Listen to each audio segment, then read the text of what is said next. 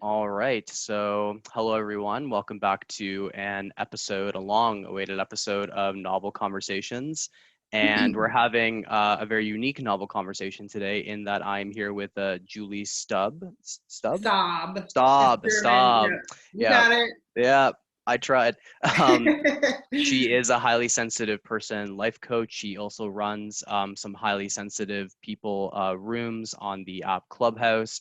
And we're here today to talk to Julie about her experiences as a highly sensitive person, as a life coach, and what she aims to do with her Clubhouse rooms. So welcome, Julie. Welcome to the YouTube channel. How are you? Thank you for having me. I feel like this is my first YouTube experience with an interview, so I'm excited. Thank That's you. great. That's Yeah. awesome. So, I wanted to, like I was telling you, I came across Julie on Instagram, I think a couple months ago, like relatively recently, and we've been talking, and like I'm sure most highly sensitive people can relate. We hit it off right away. It was almost like finding someone. It was like being in a foreign country and finally finding someone that speaks the same language.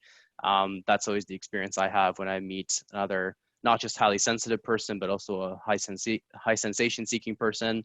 Yes. So I wanted to keep it loose and informal today. And let's start off with the discovery of your trait and what that was like for you, and what your relationship is like today with your trait. I'd love to hear about that. Yeah, this is a great question. This is like an interview question I want to ask all HSPs because I think it's pretty exciting how we came to this point, this realization that there's nothing wrong with us.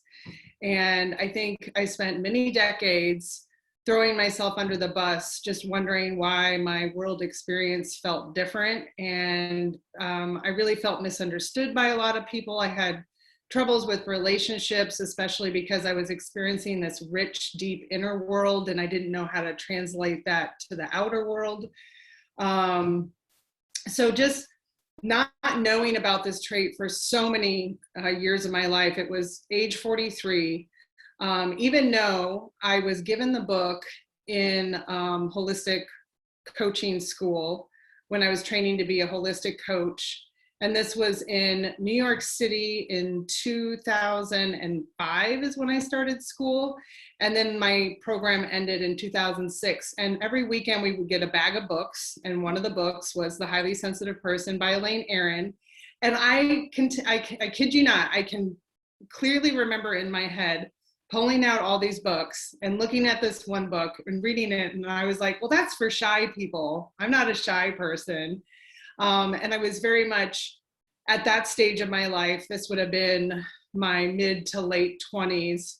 I was more extrovert at the time. I considered myself pretty social and I connected with people that way. I got my energy that way.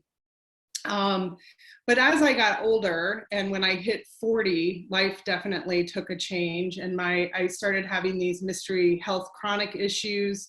And then I started functional medicine. I learned that I had food sensitivities. And then you go down this rabbit hole and I ended up losing a whole bunch of weight. And then I got excited about getting back into my coaching. And when I was doing the coaching work, I really was taking like a philosophy as food as medicine. So I'm really all about food, eating the rainbow, diversifying your gut, because again, if you think about our gut, it's our processing center. That's how we process everything. So for highly sensitive people, it's very common to have digestive issues.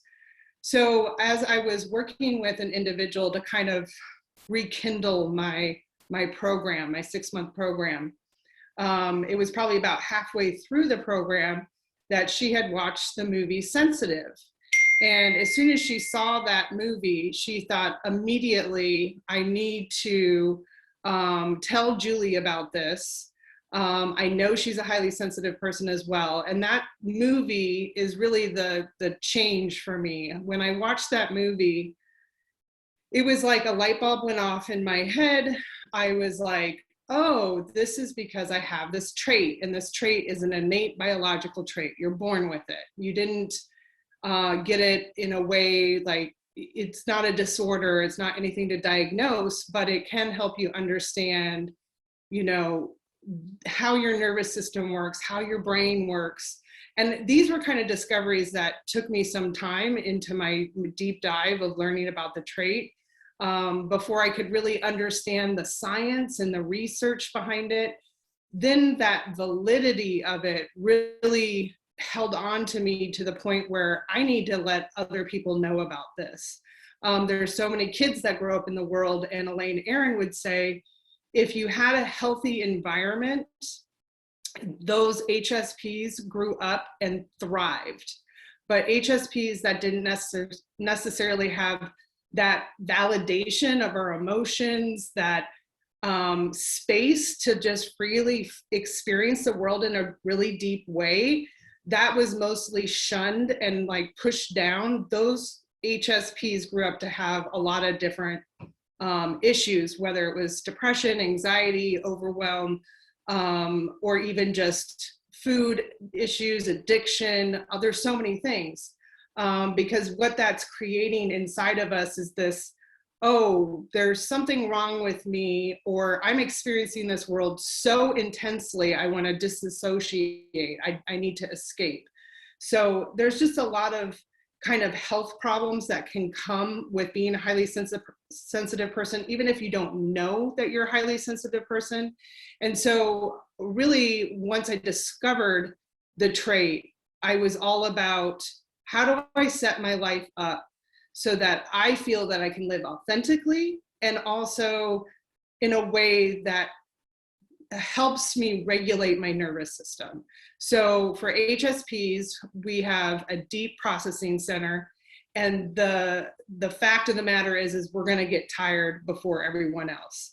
And so Elaine Aron has a set of rest guidelines, and that was kind of the basis of this HSP lifestyle coaching, that I thought, if I can just get people to slow down, which is not normal, take less, get things cleared off their plate, and really start to move forward in a way that supports our nervous system, I think that we can show up better in the world, and we can do more in the world instead of hide in a hole. Because a lot of times our form of self-care is to completely isolate, because that's the only way that we can deal with all that overstimulation. So knowing that I was an HSP, and then 3 years later, which is what it's been, has kind of brought me to this spot of really immersing myself in Elaine Aron's work and just kind of listening to her. And one of the 5 needs for HSPs is to have an HSP community, be with people who are HSPs and connect, because we're used to living in a world where most of the world doesn't get us. 80% of the population doesn't get us. And so to be in that warm, welcoming space is really important to build that kind of community. And that's really where Clubhouse kind of came in, and I knew immediately I needed to create a club for highly sensitive people, so that highly sensitive people could find us, number one, because Clubhouse is really on the fringe, and not a lot of people are familiar with Clubhouse. I brought you into Clubhouse. So I actually have brought a lot of HSPs into Clubhouse just through Instagram. So that is really that collaborative community space that I've been trying to create, so that we all have a safe space to be who we are. So that's kind of a long-winded story of being young in the world and being an HSP to where I am right now. So, but it took a long time for me to realize this was a real trait, but that moment changed everything for me. That's beautiful, Julia. It's funny, and I think that I mentioned this on our first meeting, that you and I, it was about 3 years ago as well for me that I first discovered that I also had the trait. And, I'm sure other highly sensitive people can relate to this, but I always suspected that there was something different about me. Yeah. And, when you're younger, it's like, well, something is, you kind of internalize, well, something is off with me. I don't even think I used the word different. I felt something was off, something was wrong with me. I was given a lot of, I was given a hard time for taking time by myself, for getting easily exhausted. I really struggled through elementary school and having long periods of time of being around kids, and then coming home to a house full of people, and then no one really understanding that I just needed to be alone. And, Right. you still sort of run into this. Like, I have friends who are also introverted like me, and oftentimes their family mistakes their quietness for depression or for some other mental health issue or physical health issue. And, sometimes you just have to say to people, well, just because I'm quiet doesn't necessarily mean that there's something wrong. It's just I'm quiet, I'm observing. And I think that discovering that I had the trait in therapy was also a really transformative experience, because my therapist was familiar with the trait. I suspect that she was also a highly sensitive person. Because I do find, and I don't know if you find this too, that the majority of people that are aware of the trait are a highly sensitive person themselves. It's, like, and it makes sense. Why would someone necessarily go out of their way to educate themselves about the trait unless either they were in a specific field or they themselves had the Right. trait, which is too bad. That's not, obviously that's not the way that it should be.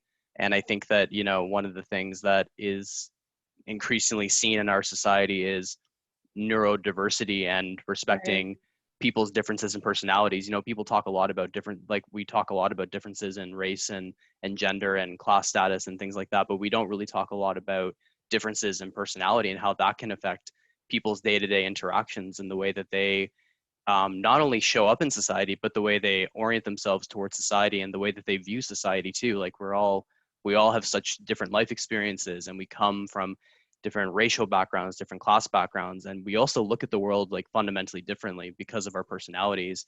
And like, as Elaine Aron speculates in her book, we are the philosophers, we are the ones that guide society, that stop and reflect and take that time to make sure that the way that our lives are going or the way the society is going makes sense. And you and I were talking before about the importance of reflection, and I'm curious like what you think of how the pandemic has forced, especially North American culture, it's forced North American culture to slow down. And I've been reading a lot of articles that have been popping up lately about this kind of slow movement, which had been gaining some momentum even before COVID-19. And I I wonder too if you can relate to this as well. When I was, there was a point after I discovered my trait where I had sort of this intuition that something was going to happen. Like, we were like pushing humanity, no, really, like, North American culture was pushing itself to the extreme technologically, environmentally, globally, on so many different levels, psychologically. And something was going to come. There was going to be something to stop us in our tracks because we had advanced so far, and it had happened so quickly. Like, I was born in 97. I can still recall a time before cell phones. And now I realize that majority of people that are born after 1997, they don't remember a time before iPhones and iPads. And I was So in a weird. yeah, I was in a coffee shop the other day, and there was a 5-year-old on an iPad, and I couldn't fathom having an iPad at 5 years old. I couldn't fathom that. So I wonder, like, what you think of how, because people, obviously the pandemic has been absolutely horrible. Like, it's been a complete global catastrophe, and millions of lives have been lost, and people, essential workers put themselves on the line every day, and our social interactions have completely disintegrated, and our social institutions as well are trying their best to keep up. And so many things have happened. Every single person, whether you have contracted the virus or not, has been affected by this. And I just wonder what you make of that as a highly sensitive person. Like, what is your experience in terms of the pandemic leading to a sort of a new embrace of the slowness of life, or not slowness maybe isn't the right word, but like take reflection and taking your time, things that highly sensitive people are good at, you know? Right. Yeah. Yeah, that's interesting. I think it's the pandemic showed so much. One, I mean, in the US, I know you're in Canada, it showed how problematic our systems are, and how, when the world stopped and every commerce shut down, how our world revolves around that, and how there was so many systems that just weren't set up for efficiency. They weren't practical. I just remember all the food waste happening because, oh, we don't have trucks and workers to get it to places.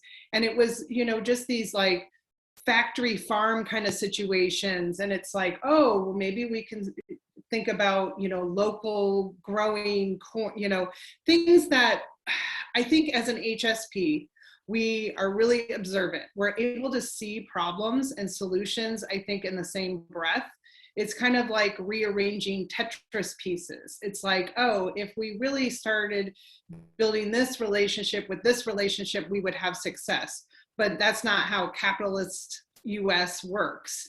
And so it just really showed the like how we value people and how little we value the people that make the world go around, the sanitation workers, the delivery workers of like everything that was delivered on Amazon. And then how messed up that is that we have this instant gratification. As soon as we want materialism, we can purchase it and have it within a day, and at what cost, and so all these things I think were kind of revealed during this time where the whole world was forced to reflect. Whereas HSPs are reflecting all the time. We're always kind of aware of these like broken systems, or, I think we are looking for sustainability because we're so exposed to everything in our environment. We absorb our environment. So of course we want not just Mother Earth environment, but our environment to be comfortable and to not be so stimulating. And so materialism isn't necessarily appeal for us because we want things to be minimal. And so these are just these kind of things these ideas that maybe people were able to slow down enough to take in information instead of just letting life whiz by them. And that like moment of reflection. And I know not everyone had the opportunity to do this, but I was actually, for at least 2 or 3 months, I didn't do anything. I mean, I was cooped up, stayed inside, didn't do anything. And, that was fun at first because as a highly sensitive person, I didn't have to be anywhere. I didn't have any time, dragging me out of the house at a certain time. That actually allowed me to sleep better at night because I didn't have to wake up to an alarm and get out the door on someone else's time chart. So there were a lot of things that felt good for me in that moment, but as it dragged on, I realized that the world is changing and we're going to have a changed world when we get out of this, because it was just all of this, I think, trauma was really bubbled to the surface. And I saw my friends change. I noticed people living in fear that weren't doing so before the pandemic. And, there was a lot to guard and protect. So I understood that mode, but it's like, I want to start changing now the way that we interact with the world so that everyone is taken care of. We're not going to live in a society where, when the global economy ends, we don't have a way to feed people or house people, or, just all these circumstances. I think that, again, were more visible to us as keen observers, and the rest of the world got to catch up on these kind of problems and really see in a global way, like how this impacts our lives, not just, us, but everyone. We have to take care of the collective. So yeah, the pandemic, I mean, I know it's not even over for a lot of people. There's still lockdowns. There's still, what's going on in India. And I feel like I'm on the other side of it, but I'm an individual in one area of the world. And so it's still impacting so many people. And so I think there's a lot of lessons to learn, but I think also coming out of the pandemic, I was able to recognize that I have to use my voice for good. I need to get out in the world. I can't hide from the world anymore. We really don't know how much time we have or how much time we have with our loved ones. And so it's just time for me to get out in the world and not really discount my unique perspective, and that my perspective is needed in the world, especially as an HSP, and to really, move forward on that path with confidence instead of maybe where I was pre-pandemic. A lot of serving other people, making sure everyone else is comfortable, but not taking care of myself. So that's kind of a lot that came out of the pandemic in kind of a global way, but also a personal way. And I think as an HSP, you know, we held a lot of that global pain. And I think, you know, ultimately HSPs are forced to be counselors, healers, teachers, educators, because when you have that deep awareness, it's our job to educate others and let other people know that, you know, there is a way through this. We can move through this in a way that supports everyone and creates sustainable systems. And I think that's why I get excited about systems, is that, you know, in any job I've ever had, and I'm not a very good employee, I've always been a better entrepreneur, but I always can immediately see what is dysfunctional, where communication could improve, where logistics and all these things. And I think that is one benefit of an HSP, that having this gift in this time in our world, like, let's break open what is broken and start building something new. And I think HSPs will have a lot to do with that. It's funny you mentioned that about systems, because I also I had when the pandemic hit, I lost my major source of income, but I still had one other source of income. I was a research assistant for a university project, and we would have weekly online meetings. And I remember, you know, part of me was like, I could care less about this project. I'm really curious as to how everyone's doing, because we went from having, and I've been on this project for 2 years, so I knew the people involved really well. We went from seeing each other, you know, in person, to suddenly we're we're doing Zoom. And I was really curious. I would ask people at some point, well, how is everybody doing? Can we talk about how people are like really feeling? And I started thinking, you know, why isn't that question asked at other meetings? Why isn't that question asked at all meetings? Why is it only Why does it that take a question gets pandemic asked? to care? Yeah. Why does it take a pandemic to suddenly like inquire about individual well-being in a work setting? And I started thinking, well, you know, if I'm ever in charge of some sort of, you know, system, or the lead on some sort of project, I want to implement that. I want to, you know, I would love to start to take 10 minutes at the beginning of each meeting or the end of each meeting to inquire about how people are doing. And I hope, you know, and not everyone would appreciate that. Some people would, you know, obviously characterize that as a waste of time, or they would feel slightly awkward about sharing.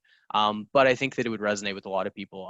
I know a professor at my university at Ryerson who does transcendental meditation to start her lectures.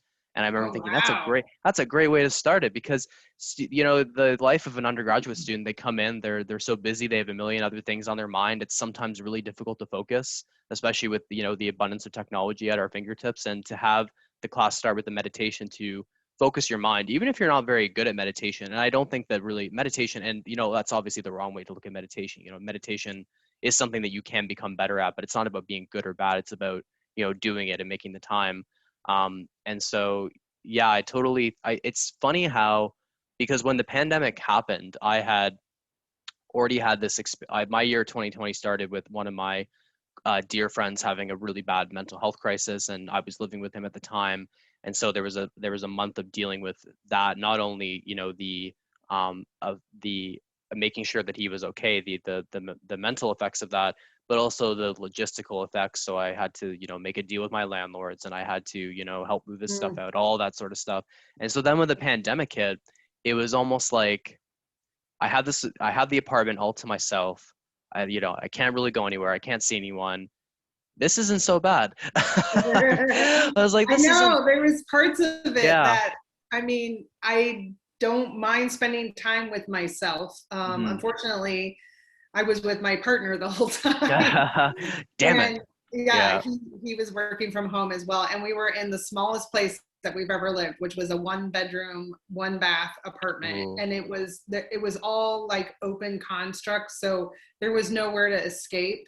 Even the bedroom, you had to walk through the bedroom to get to the bathroom. And so it was just, I mean, it was unbelievable. But luckily we moved into a house at the end of December 2020, and that's been life-changing. And Right. I highly recommend HSPs do not live in apartments, at least not for a long term. You know, it's just not, Hmm. that extra sound was horrible. And then dealing with neighbors not really respecting COVID stuff. And yeah, it was too much, especially Yeah. with the pandemic.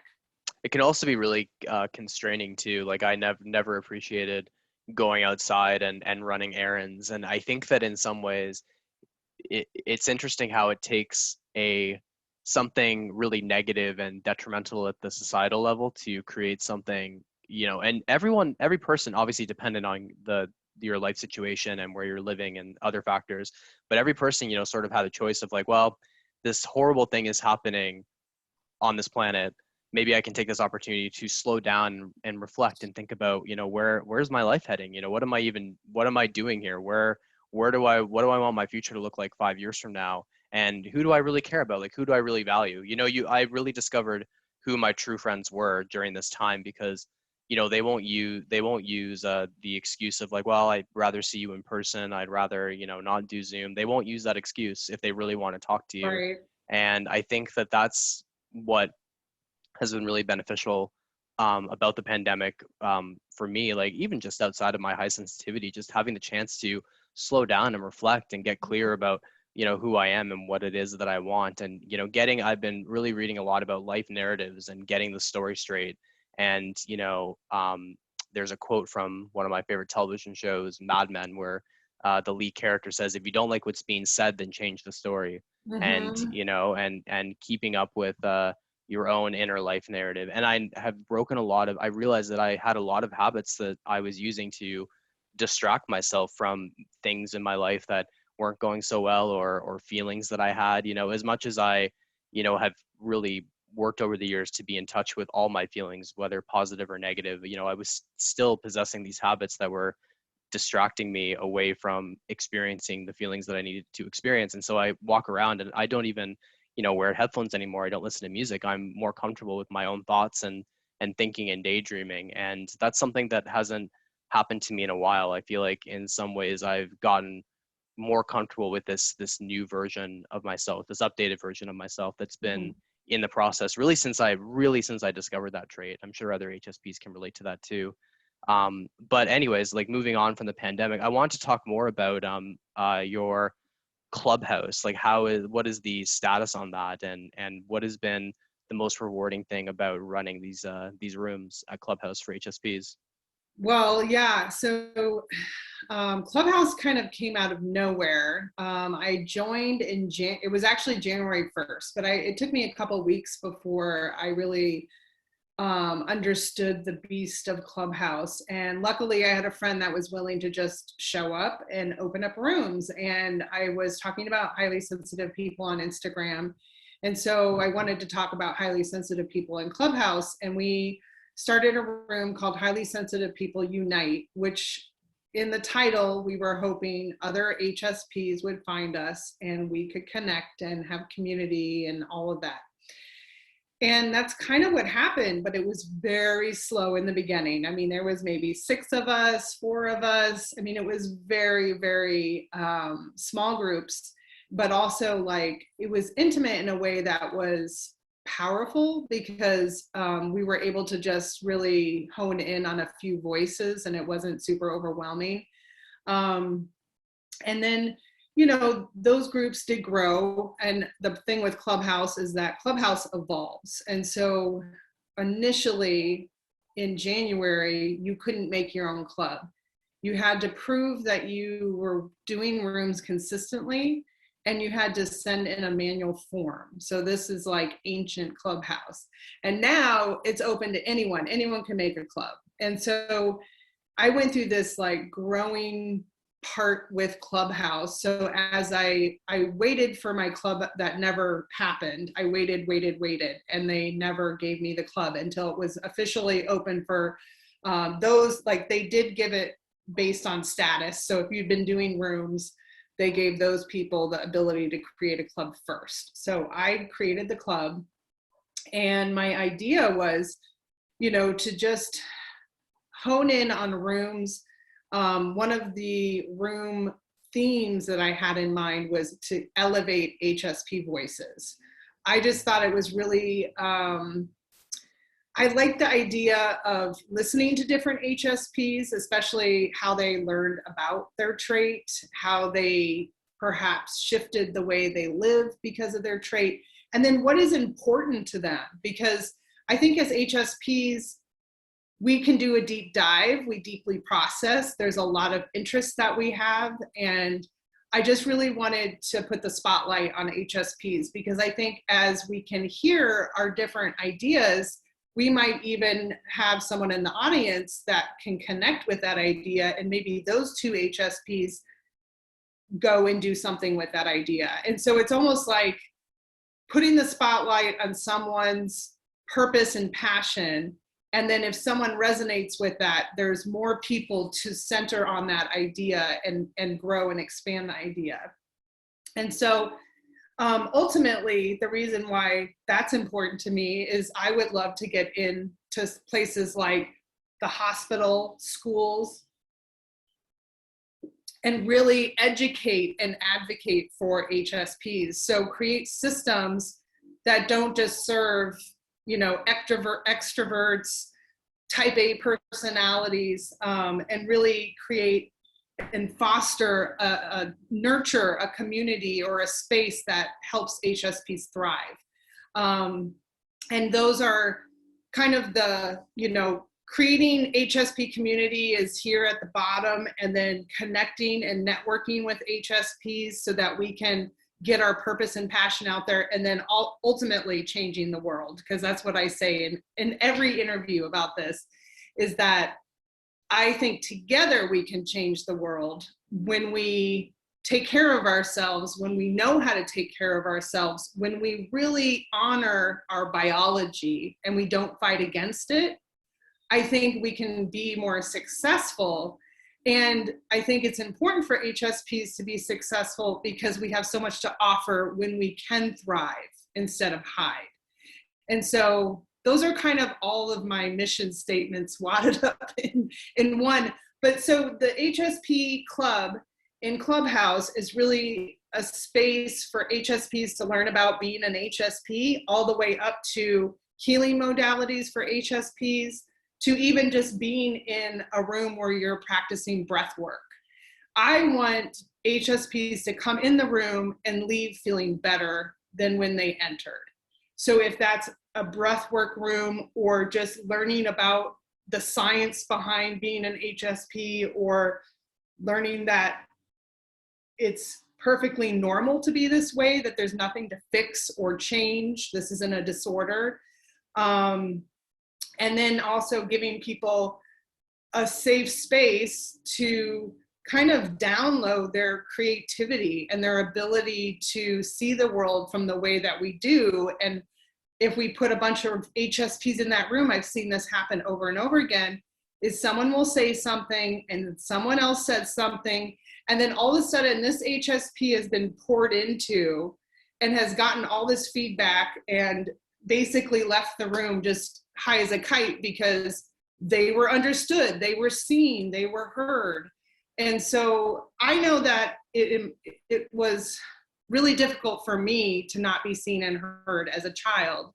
And to know that people can come into these rooms and really feel validated, it is life-changing. Like, I mean, people come in leaving in tears, just like, oh, I thought I had to fix myself. I thought I had to do something to get rid of this, you know? And it's like, if I can just give them that bit of information, that is success for me.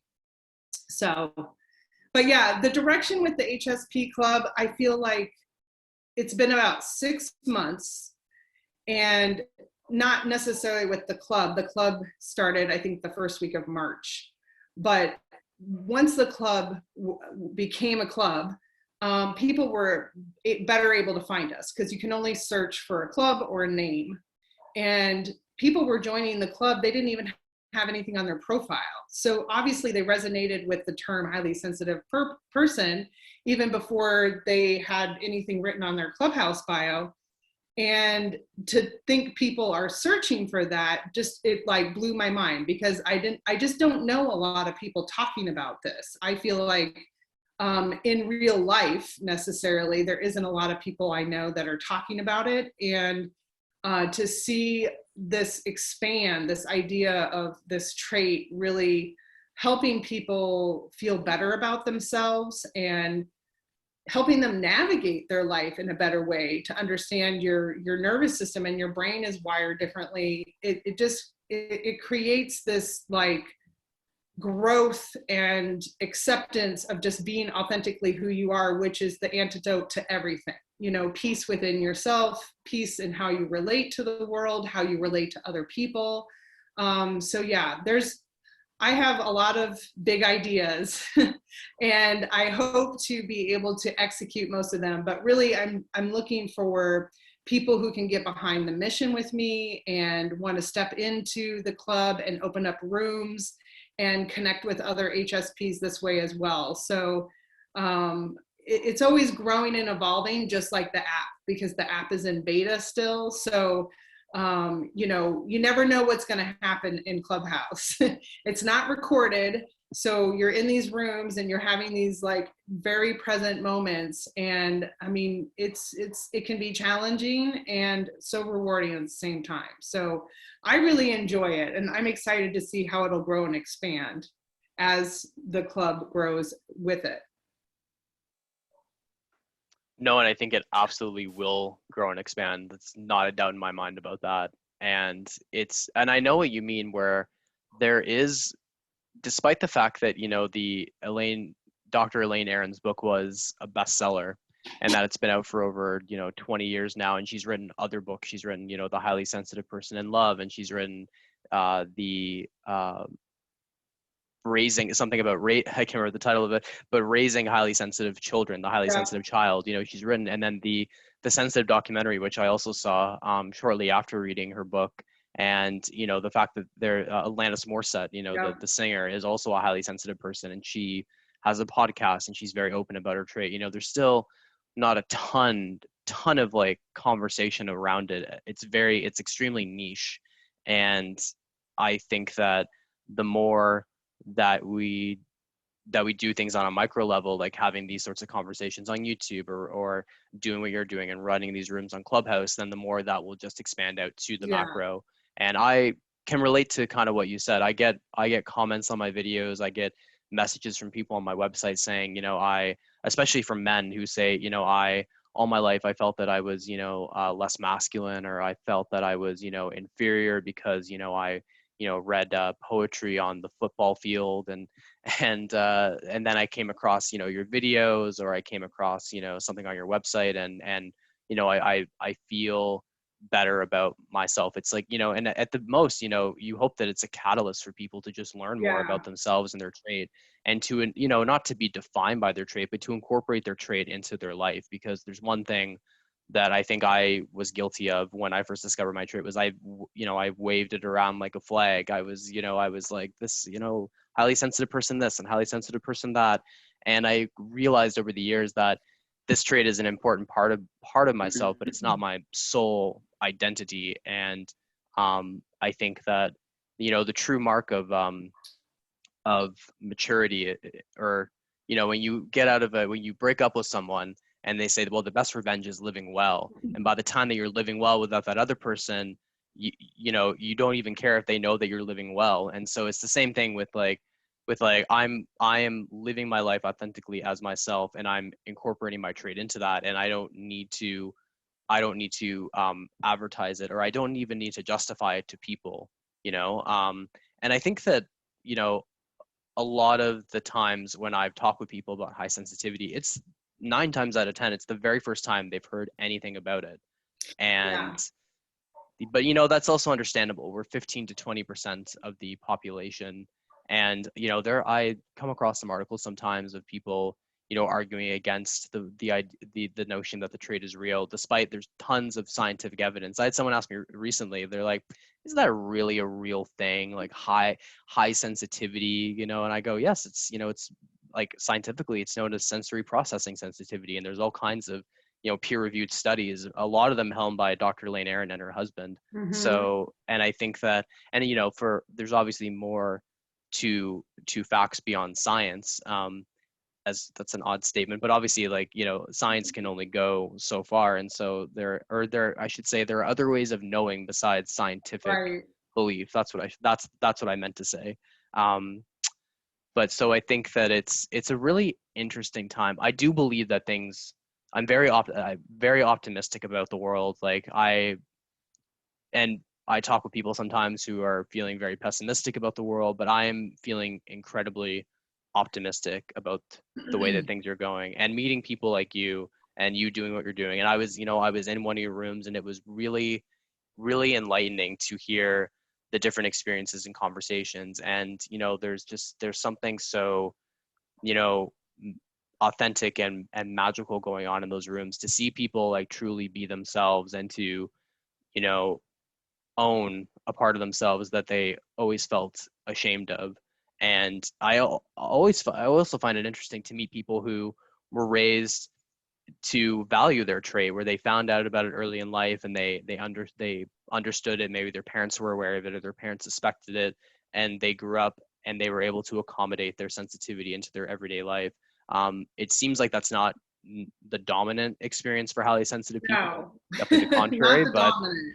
definitely not. But and I think with another generation, that will most certainly Right. change. Yeah. Definitely. Yeah. Yeah. We have to wrap this up in a few minutes, but I did want to Sure. ask you, um, if you could use, I like asking this of people, if you could use 5 words, doesn't matter what they are, or 5 words or phrases to describe how you feel right now, presently.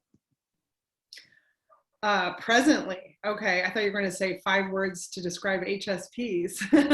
You could um, answer. That's a good question too. well, Yeah. I mean, I feel really resilient, to be honest with you right now. I feel really good. Like I said, our weather has been really horribly hot, and today is the first day with our windows open, and that feels wonderful.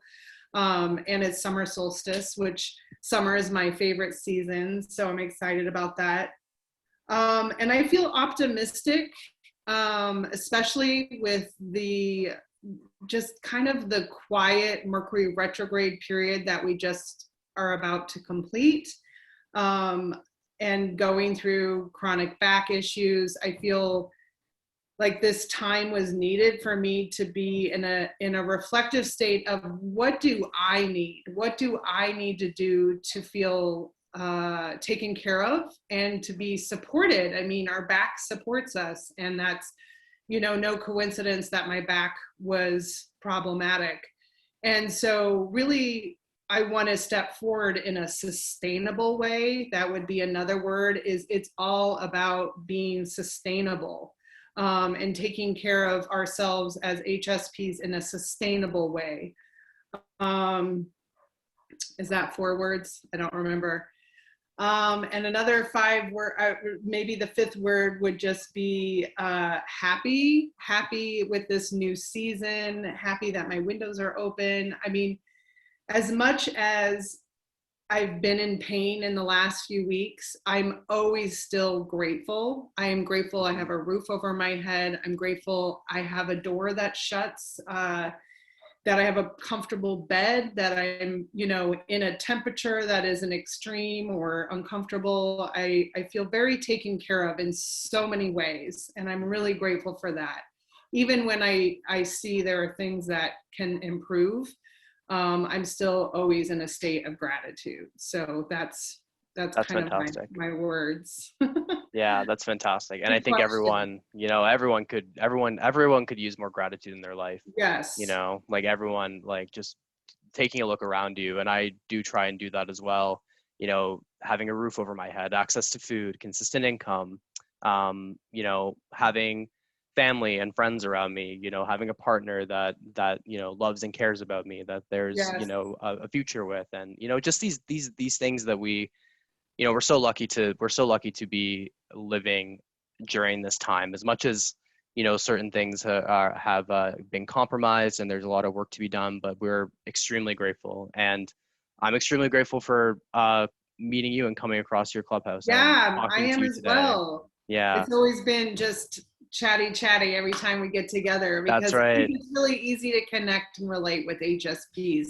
And I think that's the excitement of the HSP Club and the community I want to build there, or that I have been building, is just giving HSPs that space to feel free and to, like, you know, we go deep really quick. We have that Hmm. ability, and that can be really intense for a lot of people. And so when you Hmm. kind of remove that veil and you have that ability to go deep quick, it's just really satisfying. It's just Yes, nice. Yeah. extremely. There's, I there's so many people, I'm sure you can relate to this too, where, like your my what I will, my conversations with people are dependent obviously on who the person is. And I often want to go deep. I want to go 0 to 100 sometimes. And Yeah. then, it's clear that the other person doesn't want to. Yeah. I asked my family a couple of Thanksgivings ago, so like, what are you grateful for? Like, like, what's going on in your life that you're grateful for? And a couple of them were like, what? Why does that need to be asked? And I think that, that's one thing about highly sensitive people. And I think, also empaths, like there's a whole like spectrum of like, of, Yes. I don't even know what the sort of the emotional, the sensitive umbrella, or the emotionally intelligent Yes. umbrella, Yeah. and so I always appreciate these conversations, and I would love to have you back on the channel. And thanks so I much would for love coming that. today. Thank you so Yeah, much.